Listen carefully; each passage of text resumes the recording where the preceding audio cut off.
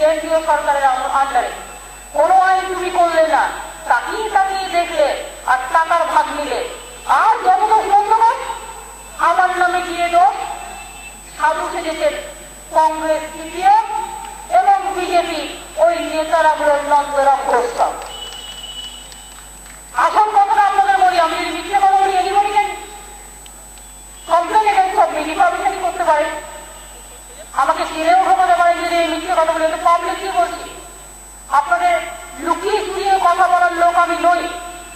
আর কাগজ দেখে শুনেই বলছি, মানুষকে প্রতারিত করলেন, সরকারের টাকা ধ্বংস করলেন, গরিব মানুষের, কৃষক থেকে শুরু করে, শ্রমিক থেকে শুরু করে, রিক্সাওয়ালা থেকে শুরু করে, সবজি বিক্রেতা থেকে শুরু করে, গৃহবধূ থেকে শুরু করে সবার টাকা নিয়ে সমস্ত করে ফেলে।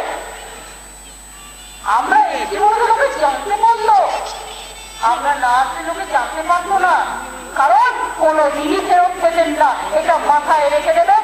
এটাই ছিল সিপিএম এর খেলা। আর যেই হয়ে গেল ঠাকুর ঘরে গিয়ে আমি তো কলা খাইনি,